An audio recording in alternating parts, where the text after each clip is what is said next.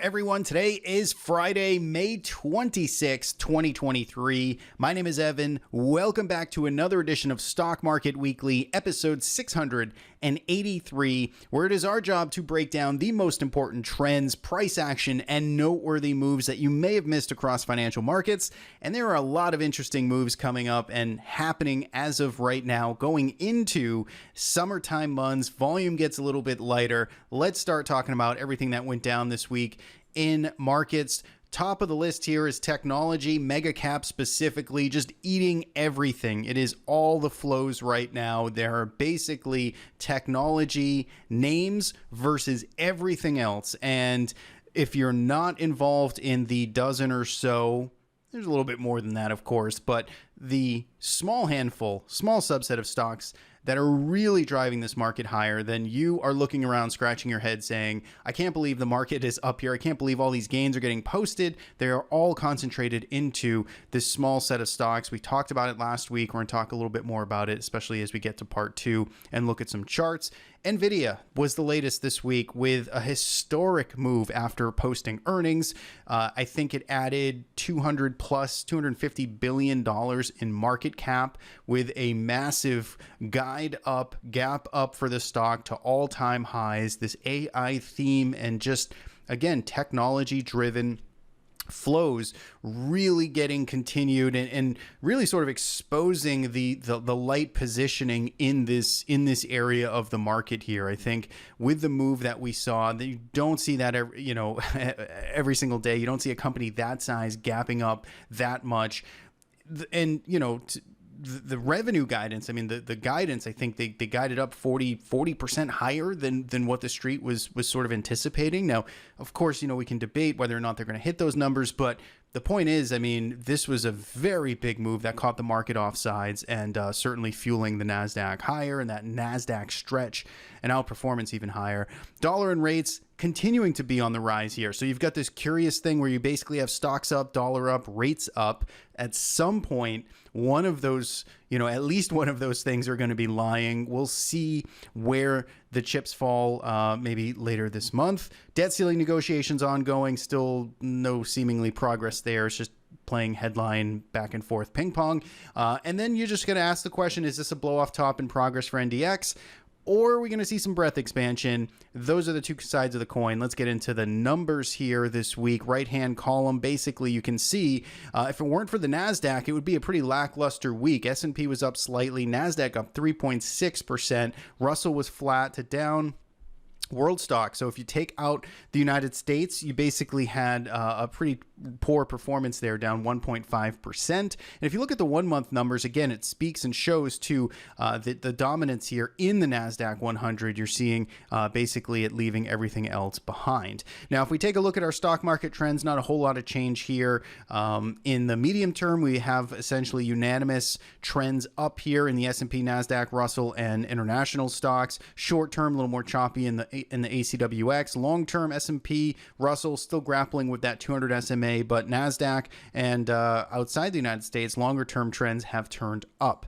Now, volatility environment, this is what's interesting. I've talked about this last week. I believe tweeted about it a couple of times, but you're getting this interesting kind of development here where stocks are going up. And again, I need to be careful because stocks as a blanket statement is not so accurate as you can see from this slide here. Russell 2000, the ordinary stock, the smaller cap stock definitely was not really up this week, nor was it up last week. But if I'm just going to say that, we had, generally speaking, sorry, I'm all over the place with slides, stocks up, volatility here, and specifically Nasdaq volatility, I think is something we bring our attention to. It is on the rise as well. So you can see again with a 3.6% move up in the Nasdaq, you're seeing volatility continue to get priced higher here. So it shows just some of the dislocation that's happening here, or just the market that is inherently sort of offsides in some of these moves, and the moves that are happening at quite the speed to the upside, to say the least. So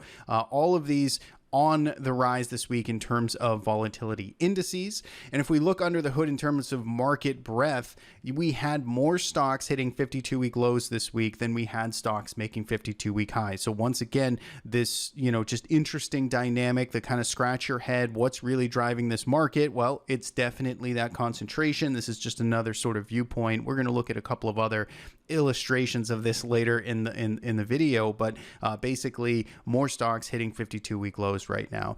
Now, in terms of sentiment, in terms of kind of rationale here in positioning, you can see put call ratio. This is shout out to IBD, taken from their digital subscription. They're a sponsor of the show. You can support the show, support IBD by checking out this link here. There's also a link in the description. But this is the latest ratio here, the latest reading, I should say, on put call ratio, 0.81 going into the weekend here. It's a long weekend. So again, we've got Memorial Day coming up. So markets are closed on Monday. And so, not really too freaked out here. I mean, clearly we closed the session at the high of the week, generally speaking, for most stocks. And so, there's at least, I guess, a little bit of, feel good going into this long weekend. Now, sector performance, another illustration here of what's driving the market. 3 sectors in the green. Really, it was only 2 strong sectors: technology, communication services. They were, again, just the big, bright standouts here. Consumer discretionary was up only a quarter of a basis point, a quarter of a percent. Everything else in the red, and some sectors down very sharply.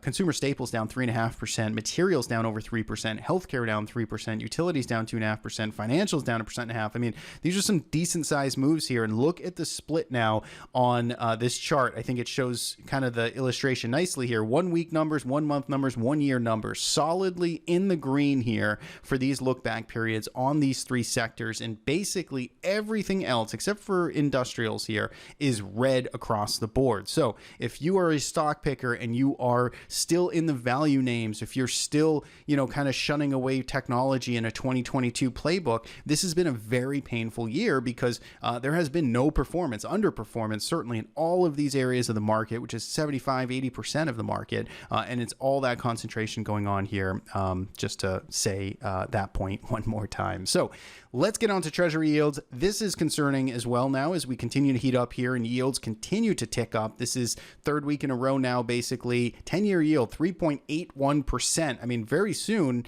basically 4% or so was kind of the highs for the year, I believe, if I'm not forgetting that number. And we're getting back up there. And so obviously, there's the debt ceiling and negotiations and new debt issuance and all this stuff that the market is trying to price in and certainly Fed expectations as well and market expectations. But the bottom line here is Treasury yields up, especially continuing to march up in this fashion at a fast rate, is ultimately not a good thing for equity markets. Right now, equity markets still mostly shrugging that off, although I suppose it depends on where you are.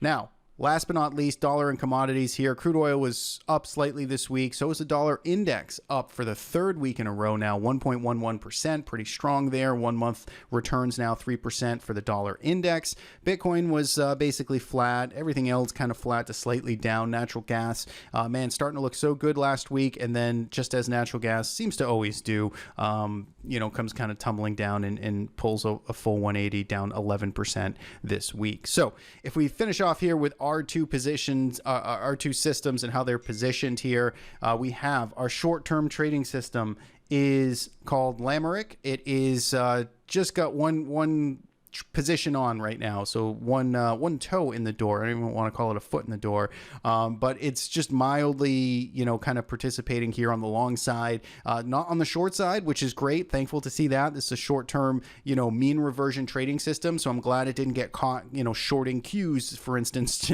early in the week. It would be a very painful result. So you can see it's basically avoided all the short trades, and it's just been kind of mostly cash or trying to play on the long side. So that's how it's going into the weekend. Merlin here, 62% invested. Does have a good amount of gold and dollar on in terms of that positioning. So it's not so tremendously heavy on the equities because of, some of the concerns that we talked about. So overall, that is the positioning there. Rules-based systems, quantitative, historically driven signals. trials. So if you want to learn more about them, check out our website, see if they can help you. Daily trade reports helps you stay up to date with everything that's going on with these two swing trading systems, and we do have trials available. So without any further, let's get into some charts here in just a second. All right, we are back here. We've got TC2000 open, and we're going to start off with a slightly different view here. We don't typically look at this, but I kind of just want to illustrate again the concentration in the market. So basically, I've got S&P on the left-hand side, Nasdaq 100 in the middle, Russell 2000 on the right. These are just the top charts here, just line charts. So they're just market cap weighted indices as the performance was for the past week. And so you can see for the most part, well, not for the most part, it depends on what index you're looking at. S&P 500 for the most part basically flat. You could see it started the week off with that sell-off, and then it rebounded, getting a little bit more positive. Nasdaq, a brief temporary kind of blip here at the start of the week, and then certainly off to the races. Russell 2000, again, flat on the weeks, tried to move up initially, and then, kind of closed where it started. But what's interesting is below each of these charts is I have the percentage of stocks that closed up within the indices this week. So for the S&P 500, even though it was only up, the index was up marginally, 30% of stocks were green on the week. So there were 30% of stocks that closed up. Nasdaq 100, 3.5% up. So big week up for the Nasdaq. 49% of those stocks, so 49, let's call it, were green this week. So that goes to show you, again, just what's driving a lot of those returns. Russell 2000, flat on the week, 44% of the stocks were up. So just a different view there, something that's sort of interesting. We'll keep a pulse on this to sort of bring it out as we move along here during weeks when we see some interesting divergences. But let's take a look at some price action here. Let's start with our S&P 500 roadmap, and we'll go on to our trusty old grid that we've been looking at here. And you can see that, the market is still having, S&P market here, having a tough time getting away from this 4190 area. So we talked a lot about this last week. We've talked a lot about this area for many, many months, really, every time we get back up at this zone. But generally speaking, we're kind of at the same spot we were last week. So if we just rewound the tape here and we looked at where we were last week, we essentially closed right in here. Sorry, minus one more day if I can get this chart to line up. So this is how we finished off the week last week. 4205, or let's see, 4192 was the close. And you could see as the comments were, is we were in this sideways range for about 2 months. Market put together some great sessions Wednesday, Thursday last week, and it looked like we were on the process of breaking out, and essentially said, look, if it can stay over 4180 or so, we can continue to rally here. And what essentially happened was we went sideways on Monday, and then we broke back down below this key area, had 2 days of kind of rough selling, and then springboarded right back to the top here at 4207. Technically had a new closing high here for the year for the S&P 500. So it looks like this time is a bit stronger for the S&P 500, but I'll say the same thing I said last week. I mean, look, it looks decent right now as it tries to break away, but it needs to hold. It needs to stay over there. That wasn't the case last week. So if it can continue to hold above 4190 or so, I like it as a long trade, even though breadth, as we talk about, is small, narrow, diminishing. Even as volatility is higher, there are plenty of things that I do not like about this general market environment. However, in isolation, looking at this chart, 2 months sideways, making now another attempt after this little pullback here this week, it's hard to not want to take a shot when you can have such defined risk, right? And that's kind of the point of this. And as traders, I think we're always looking for those spots where, we can risk $1 to make 3. And so if in this situation, if you're long here at the close going into the weekend, or even if you're going to kick it off next week, and you can start to see some continuation above this week's highs, last week's highs, and you're throwing a stop at 4180, give or take, and you're risking 20 points, points to try and get up to 4,300. I mean, you're talking a 4 to 5 to 1 ratio. Now, again, I don't have that trade on myself, or I'm not advocating for it, but that's the rationale here, is if you can put in a logical, reasonable stop based on what markets, where markets seem to really care about in terms of price levels,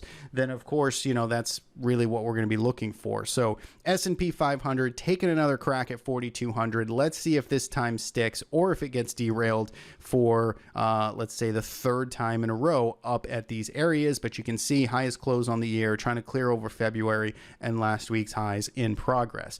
Nasdaq 100, here it is. So this is just a super impressive move. I think it speaks to just a few things. I mean, it just shows the general positioning here on kind of how the market was pricing in this week, frankly, or at least the total blindsided action it got out of NVIDIA, the guide up, and just the better than expected outlook. And so you saw essentially what started this week off was a pullback and, a sort of a reset here. Remember last week we were pretty frothy. We were extending outside of the upper Bollinger Bands, as we'd mentioned last week. And so you got this nice reset here for about 2.5 days. And then that was it. Thursday, big gap up here. And then Friday, just a monster continuation, even more extended and frothy here. And so the question becomes, is this some sort of breakaway gap? Is this a market that is now pricing in a new bull market in technology that is fueled by this AI frenzy and just the demand that we're going to see out of this new kind of, new sector of the market, certainly a new sector in terms of what people are paying attention to this year. So that's the question, or that's the open-ended question we need to be asking ourselves right now, is did this just change the game here, the regime? Is this a new regime, or is this the start of the blow off top here for Nasdaq? Is this going to be one of the bigger, when you throw on a monthly chart, right, or a weekly, monthly chart? I'll go big right now at a monthly chart. Does this turn into the blow off top, which fuels a big secular kind of, or cyclical lower high here that we end up, fading into the second half of this year as the macro sort of realities kind of take hold of this market, right? Those are the two scenarios here. I don't think you have an answer. It's just really, when you look around FinTwit or you look across commentary, you have folks in just adamantly in both camps here. And ultimately, that's what makes a market. And we will see who wins this fight through time. But as it stands right now, you've got just a tremendous amount of momentum to the upside here. I personally, would not want to fade this right now. And I am a, naturally sort of a contrarian here. I do like fading extremes. I like, that kind of mean reversion type of trading, but this feels a little dangerous right now. I love, it is extended, but, I'm not shorting this yet myself. I'll look at this, next week perhaps. And if we see another just big candle here, and it looks like we're going to get some type of capitulation here in the short term as shorts get squeezed or people FOMO into the end of the month, perhaps I would take a shot on the short side, but I'm going to have risk managed, and it's certainly not making a call here for the general, majority here watching this video. I think it's extremely risky to short these types of moves. So buyer, or seller beware, I suppose, in this circumstance. But that would be my line of thinking. If we get another big day up on Tuesday, that's when I'd probably start to get a little more interested in trying to play the other side for a tactical trade. But right now, if you look at a weekly chart, we're extending above the upper Bollinger Band. We cleared over the August highs here. We've got some supply to kick in around the 360s or so, but it is definitely, not necessarily an easy chase here on the long side either. But with zero DTE options, with lower volume in the summertime, it's going to be easy to push these markets around. And NASDAQ, you're getting a combination of that, and just again something that was a true catalyst that the market was not expecting, numbers this big out of NVIDIA. And again, this is just the individual price action for the stock. It's been marching higher all year. NVIDIA now is almost $1 trillion and up 166% at all-time highs for the year. So it is quite impressive, the amount of dominance that has taken place here. And again, we'll see if it can sustain it. So that's really the big move out of here, out of the Nasdaq. For me, bigger picture, longer term, intermediate term swing traders, 340, 338. I mean, structurally, to see this really get rejected, to see the momentum really leave and to call some type of top right now, you need to see it break below 340, 335 or so. If it gets back below the August highs, if it gets back below last week's highs, that's when, you at least have something to more structurally shoot against. If you do want to be a little bit more adventurous, right? And just like I mentioned here, if it's up big and you're playing for some kind of blow off top, or you're trying to position in for some type of short-term turning point, which I would do if we see just a little bit more frothy action next week. And I'm sure my, Lamerick, the trading system, I'm sure that would be enough to trigger it on the short side as well. So that's, for your tactical active traders that have a little bit more experience, that's another way to look at this market. But IWM. So this is where, again, you don't have all that frothy action. In fact, weekly chart for Russell 2000 is an absolute kind of nothing burger here since March. It has gone absolutely nowhere, totally sideways. Now, we talked about this last week. It has got plenty of fuel in the tank here. So this is kind of the question, right? And this is the flip side to this argument here. So the Qs could be moving, morphing into either a new bull market here for technology broadly. Maybe there's some type of blow-off event as well in the short term. But the big question is, can it expand? Does it turn into rotation? Do we get markets that start to then play catch up in some of these other areas of the market that just haven't been participating over the past 2 months? So that's going to be kind of the question here. Can the Russell 2000 start to get a breakout here? And this is going to be an important one to pay attention to. And this range is quite actionable, and it gets really ugly really quickly if it's a breakdown to the downside below 170, because this range really extends all the way back to, January 2022 for basically going sideways to nowhere. So this one will be interesting. Doesn't seem like we're going to get any type of resolve in the near term, but something worth calling out. So that is everything I think I wanted to mention there on the indices. We did talk about volatility. So look at Nasdaq volatility here. I'll take Bollinger Bands off. This was up 12% this week, or really 2.5 points is kind of the more important measure, up to 22. So back above 20 for Nasdaq volatility. Let's pay attention to that. And dollar. Let's talk about the dollar here. So dollar quickly back in action, back in rotation. It's back up to the March highs here. It's trying to make a move 3 weeks now in a row, and it's moving. So let's keep an eye on this. Dollar up and rates up.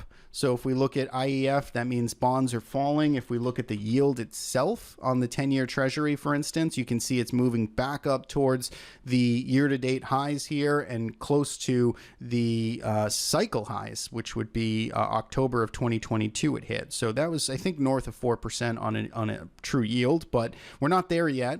But, if this does start to get more frothy here to the upside, I have got to imagine that is going to put a tremendous amount of pressure on technology stocks specifically. Maybe they're more on the growth names and not necessarily the mega cap kind of money center ones, but it is still going to be a lot of pressure here for markets if rates do break out to the upside. And if the dollar continues to the upside as well, that is just going to continue to put pressure. Maybe you do get this market where you've got, Microsoft, Amazon, Apple, Google, versus everything else, right? And NVIDIA and some of the other chip stocks. So it's possible. But right now, we're definitely getting some mixed readings here, depending on what sector of the market you're looking at.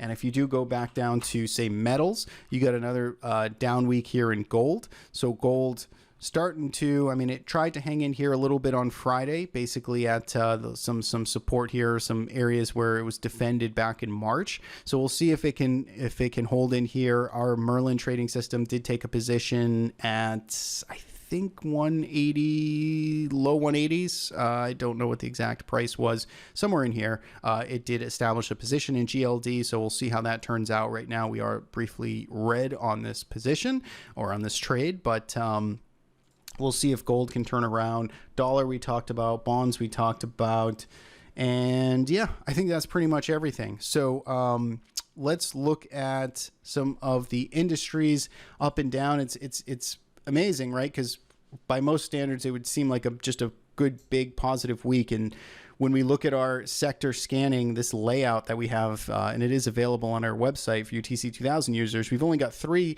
little bright spots here on the upside. So we've got computer systems, which was up 7.29%, big move up. Heavy volume, electronic and computer distribution up 4% this week. And semiconductors, no surprise there, at heavy volume breaking to new multi-month highs. Everything else was on the downside. So business equipments, we got new multi-month lows. Electronic gaming and multimedia, it doesn't look terrible, but just continuing to pull down. Footwear and accessories, another high volume down. Gold, healthcare, industrial metals and minerals, insurance, lumber and wood, medical, REITs, silver, telecom, textiles, all of these hitting new relative lows or selling off on heavier volume. So a lot more kind of disturbance here in terms of sectors that are heavy or seeing selling pressures relative to those that are going up. So that is everything I have for this week. A little long-winded, couple of tangents there. So I'd love to know what you're looking at, though, and specifically, what do you make of this Nasdaq move? Are you buying it? New regime, blow off top. Where do you stand? Because it's a hot debate right now, let's say, in terms of what this is all leading up to right here. Definitely have, interesting set of weeks coming up, especially with the debt ceiling debates and resolution when it eventually gets resolved, when it gets resolved, on how this all shakes out. So leave your thoughts below. Thanks so much for tuning in. As always, you can find these videos every week on Friday posted to our YouTube channel, to our website. Check out our TC2000 store if you're interested in any of these layouts and scans we have available. And I hope you have a good long weekend, and we'll see you back here next Friday. Take care.